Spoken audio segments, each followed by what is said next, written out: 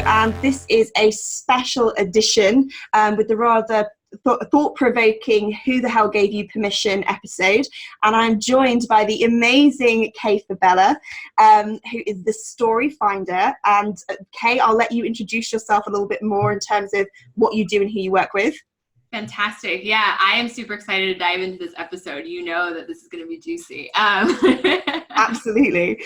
So as a story finder, what I do is my mission is to lead a movement for underrepresented business owners to step into the spotlight and grow their audience of raving fans online. And what does that mean? For me, everything comes back to stories, and not just the stories that we tell, but how our story gives permission to others to then show up and, see themselves reflected back to them in somebody else's journey. How the more stories that we see lead to more visibility for audiences or for people that we've never really seen before, show up online. And so I believe that stories lead to visibility, lead to diversity and inclusion, lead to equality. So it's my mission to, as much as possible, help people who have a really great, powerful story to share, who are just looking for somebody to turn up the volume on their microphone. I'm the amp to help them get the story out there. So the audiences that are meant to find them.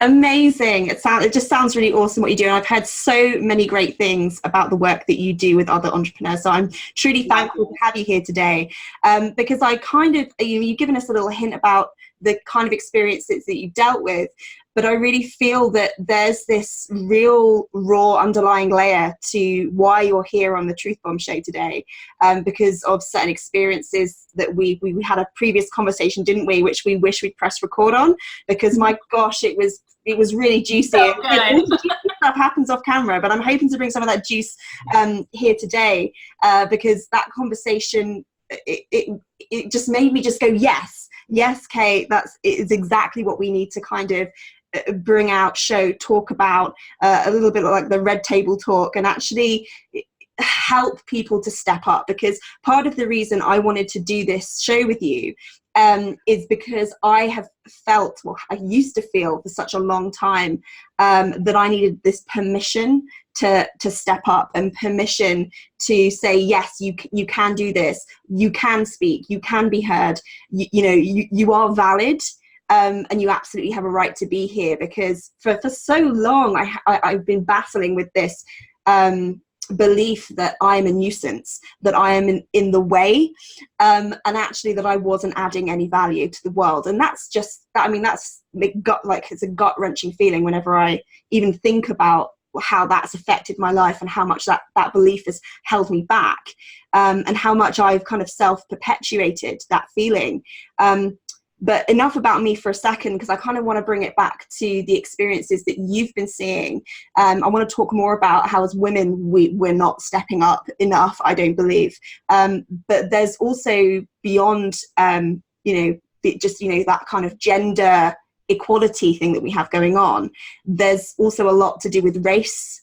And I know recently that you worked with a deaf client. Do you mind talking a bit more about those experiences? Yeah, absolutely. I think I totally hear you. I think one of the things that I found, because as somebody who has to work so intimately, mostly in one-on-one settings and occasionally in group settings with entrepreneurs, you really kind of get not just the story of their life and their business, but also the story as it's evolving. And there's, for example, like with what happened with this client, which I'll tell you about in a second, there's not vocabulary for them, right? Because you've never dealt with that person before. And so I totally understand where you're coming from about dealing with stories about women, because we've come a long way, but there's still so many stories that don't exist about powerful women that we can look to, or powerful women who we can say in a way. I mean, there's the internal struggle, like you mentioned, but there's also the external validation of seeing somebody who's blazed the trail, who's carved the path, and in a way that also gives us permission, right? So when it came to my particular client, and obviously I face a slightly different set of issues as a woman of color, but underrepresentation doesn't just mean, gender or race. At least in this case with this client, it was the first deaf person that I'd ever encountered. Mm-hmm.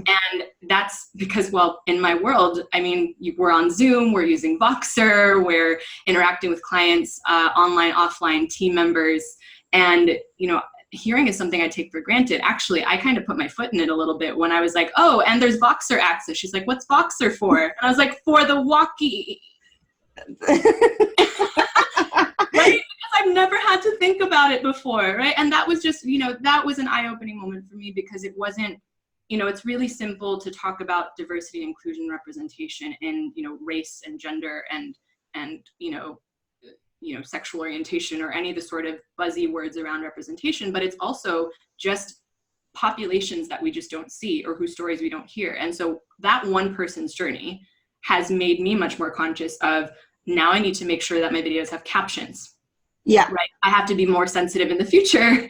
If I talk about, hey, we have Voxer support, it'll be a text only service so that you and I can coordinate in between our calls, things like that, I'm more sensitive in the language because now I've actually had the exposure to a person who it's not an other anymore. It's a real person that I've actually interacted with, who's then given me things to reflect on, who's given me things to then consider, and has allowed me to then bake it into my own business. So that is a very concrete example of how when one person's story, who may have been either underrepresented or on the sidelines for a very long time, comes into contact with somebody else, that just makes you think. I honestly think that ignorance just comes from lack of exposure. Yeah, 100%. And did this client, I'm interested to know, did they feel kind of held back by that underrepresentation, or were they a trailblazer kind of going, right, I'm going to be the first? She was much braver than I was, actually. I think she came in not really wanting to use that as the main part of her story. For many reasons, because I think that when you come from an underrepresented audience, it's much harder for you to then not feel the pressure to take up a mantle, not just for you as an individual to be judged on your beliefs and what you do and your actions and your achievements, but also like you're a representative for an entire community. I wouldn't say that she was reticent. She was actually pretty on board with talking about it, because she initially talked to me about wanting to bake that into giving an offline presentation, which was obviously a big stage for her to then talk about it for the first time. But then I think she, over the course of our work together, owned that part of her identity more, which for me was really fascinating, because it was like, oh yeah, you actually have more to lean into by owning this, because you get to control the narrative. And she walked away from it seeing that I want to be able to empower other people in the hearing impaired community to see that our options are not only this box that we've been relegated to in terms of jobs that we can do. Yeah. I'm an online business manager, a graphic designer, a service-based entrepreneur, and I'm able to help other people run their businesses. And being deaf, that's not an issue for me. And it was just fascinating. It's amazing to hear that evolution, because bringing it back to to the kind of, I guess, the gender story around this was when I first started out. I mean, part of the biggest roadblock to me not stepping up to becoming a coach was, who is going to take me seriously? Who is going to listen to me? And a large part of that story was, it's almost like a lot of shame saying this, that I'm a woman. Who is going to take me seriously? Because judging by the background and the stories that have gone on in my life, has very much been the men taking the lead roles and the women taking a back seat. And whenever they would go to speak, to be heard, it was very much squashed as, you don't know what you're talking about. And so I kind of carried this story through to my story, which just wasn't true. And so I held myself back for so long. And it's interesting how you said how your client evolved and started to embrace that part of her, to go, I'm assuming that she's female. Am I correct? Yeah. Yes, absolutely. Yeah, I think I said she. So she kind of embraced that side of her story, because for so long, when I finally did step up, part of dealing with stepping up and getting over this, how can I be taken seriously, and kind of embarrassingly, I almost shunned my femininity. I almost ignored the fact that I was a woman, and I pushed it down. And I mean, I have naturally a very male energy about me. I've been told that a lot anyway. I have quite a powerful energy. But what I've realized is that that energy isn't necessarily male in the sense of being a man. It's a strong feminine energy. And when I first came out, it would just be about volume. It would be about shouting. It would be about being heard. It would be about, to be quite frank, almost shunning other women, to kind of pull myself away from that kind of fluffy woo-woo side of things. And it's only kind of, I guess, recently in the last few years that I've really started to embrace the kind of feminine side of me, to say, hey, look, I can be a woman. I can be feminine. I don't have to be a man to be taken seriously. People aren't taking me seriously because of my gender, but it's taken a while to kind of maneuver and work through that system to come out the other side and embrace that feminine side of me, and embrace the fact that I am a woman. I don't need to be a man to be taken seriously. And talking about this with you right now seems utterly ridiculous, that I would have even had these thoughts or behaved in these ways. But it was a coping mechanism to feel brave enough to step out. And I just think the more women I see stepping up, and like you said, trailblazing, seeing that they've done it before, seeing that you can be a woman, you can be taken seriously, it just makes it so much more comfortable. So I just take my hat off to people like your client who've just kind of like gone, do you know what, I'm going to be the first. And I wish that for more people, for more women, for more genders, for all of the different types of diversity. I want to talk about this openly with you, to try and provide that, you want a permission slip, here it is, be the first, be brave, because I think half of this stuff, and whether you agree, is in our heads. It's just not true. Yeah. I mean, what's your experience of that? Absolutely. I would say, so for me, and you as a messaging person can totally identify, I think messaging, we realize is not so much, it's part of it, as obviously, is our individual responsibility to shape our message. But like you said, messaging is also inherited, right? Yeah. So women, for example, have inherited. It's only really recently, within the past couple of generations, that we can vote, that we can actually also bring in money to the table for our partners, that we could, choose not to have kids, that we could, a multitude of things. So when if we're just talking about like the story of gender, mm-hmm. We look side by side at, there's a reason why women cried when they saw Wonder Woman's opening scene. Wow. When there were just women who were fighting and, battling it out, and graceful and strong and fierce. And I got emotional too. Like, there's a reason for that, because we don't have as many examples or stories for us to look up to, mm-hmm. when it comes to a woman who is graceful and strong and fierce and powerful. So then it's natural for, like in your experience and for my experience as well, for us to feel, almost debilitated. So there's, two levels, I think, of the message that we have to share outwardly, but also what stories we have to overcome ourselves, and to what extent that's inherited from, whether it's lack of representation or lack of examples, even within our own families. I came from, my parents are immigrants, so they're from the Philippines. I grew up in Los Angeles, and now I'm an immigrant myself here in Spain. Mm-hmm. And so I've seen kind of the whole gamut when it comes to, well, for me, it was always this second question, like, where are you from? And then, really from, right? Yeah. And that second question was something for me that I was like, oh, I think it was like 6 or 7. I'm like, oh, this is the second question that I'm always going to get. And it doesn't really help that my face is kind of this amorphous looking, like, she could be Asian, she could be Latina.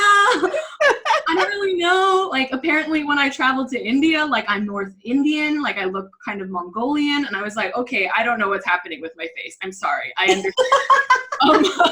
Have a beautiful face, Kay. It's fine. Thank you. But it's like not an easy one to categorize. And I think it's our natural instinct, especially, now we have much more vocabulary around representation and inclusion. But at the time, growing up in Los Angeles, and that's a fairly diverse place, the second question used to frustrate me. And I used to get very defensive, like, I'm really from California, you know, like, I'm really from the US, I'm really from this country.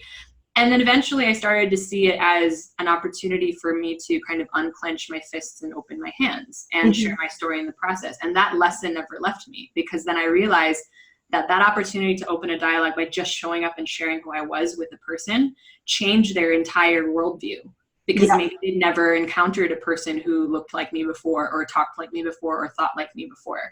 And it's something that, again, it happens here in Spain. And so when it comes to kind of, you know, representation, I think that there's a really important thread for me in terms of the stories that we tell ourselves first as women, and then the other layers to that. So depending on the culture that you grow up in, maybe it's more conservative or not. You know, I think for most immigrant kids in the US, and maybe it's the same in the UK, it's either you're a doctor, a lawyer, or a failure. There's like literally right? And so there was also a level that I had to deal with on an internal level of, like, now, you know, my parents obviously accept that this is my chosen path and they support me. But, you know, initially it was always like, but you're not any of the categories that we deem as successful professions. Yeah.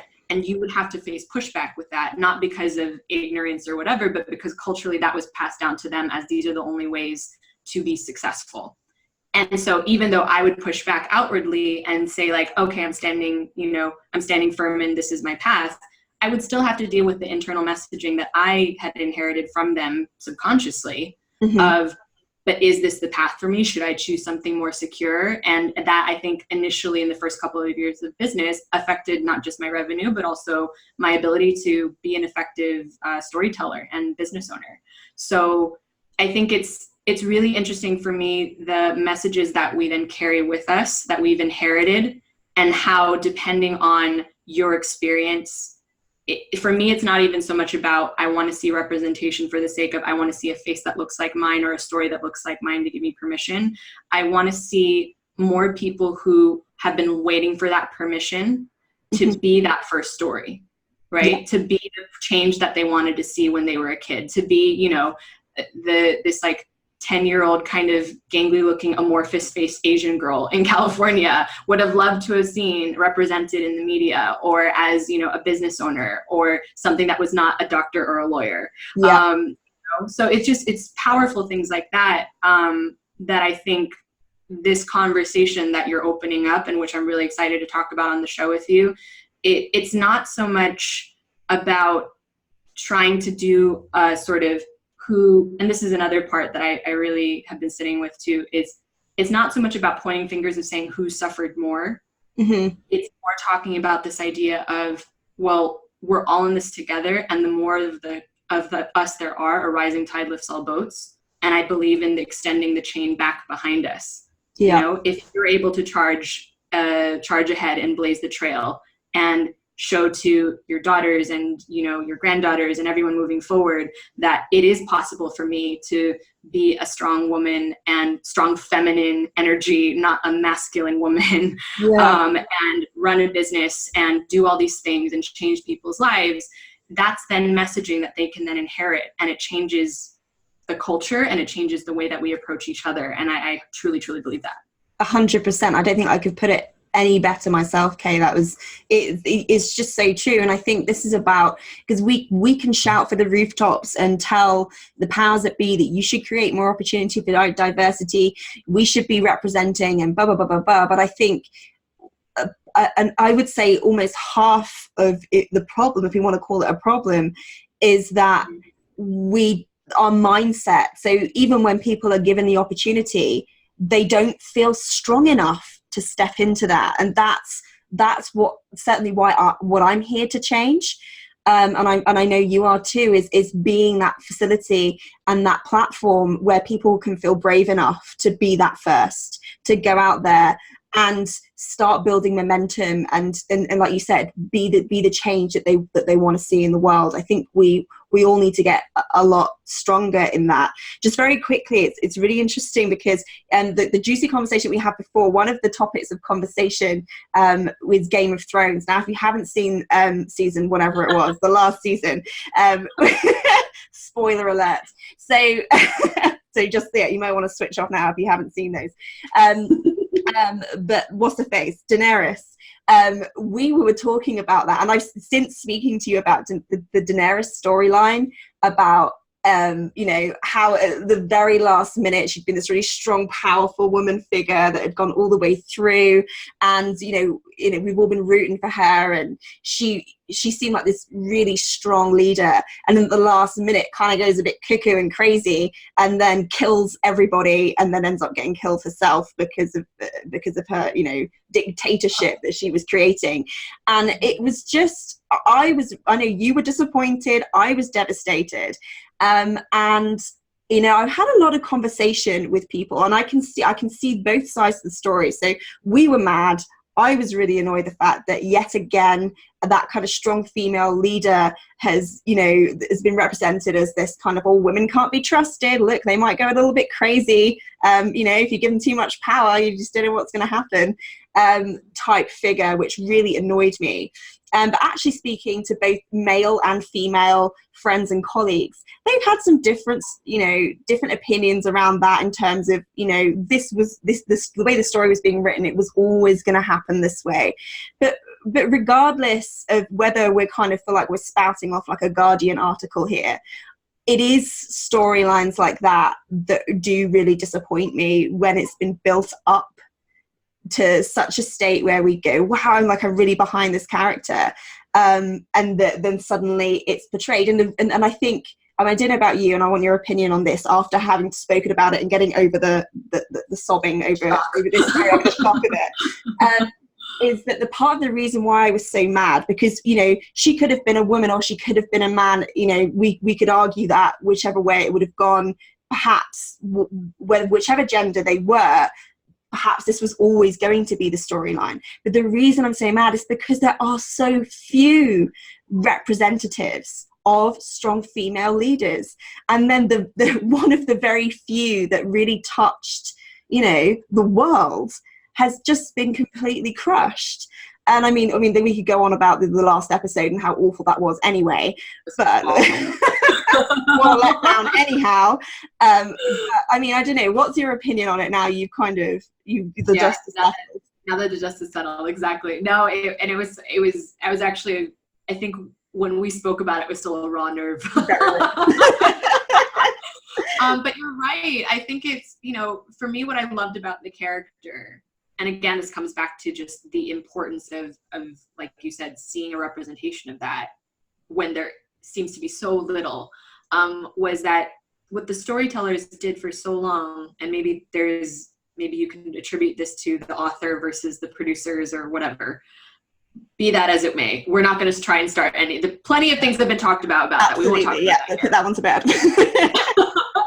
But more or less, to sum it up, I would say that what I loved about the storylines were, you know, especially for the Daenerys character, she was strong and she was vulnerable. She was, you know, capable of deep, deep love and loyalty, but you know, at the flip of a switch, she could go off, which, you know, but she was the gamut. She was never just one thing. And I think that's just as important for us to see in representation, that somebody's not just one thing. Like, you know, the Ali Wong and her colleagues put out "Always Be My Baby." Maybe I'm saying the Mariah Carey song "Always Be My Baby" on Netflix, and it was nice to see an Asian American character, an Asian man who was not the geek.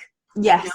Who was a guy who was actually like totally had given up on life and was a stoner, you know, and there was importance to that, right? So coming back to Daenerys, it was nice to see somebody that was a woman who was strong, but was a full 360-degree person. Mm-hmm. Yeah. And not a flattened version of herself. And that's exactly what happened in the last episode. You know, say what you will about the story was leading up to it. It was male, female, whatever. It flattened a character that all of us came to love because we saw ourselves in it. And that's the power of story. That's the power of representation. And so when you see the one sort of pillar that like Hillary Clinton and Elizabeth Warren have like written essays about and compared themselves to Khaleesi, you know, kids in the US are named Khaleesi or Daenerys. So that didn't turn out so well. Absolutely, yeah. We're just like, and it's because of that. The reason why we grieve for characters that, ultimately are fictional is because we see ourselves reflected back. Oh my goodness, 100%.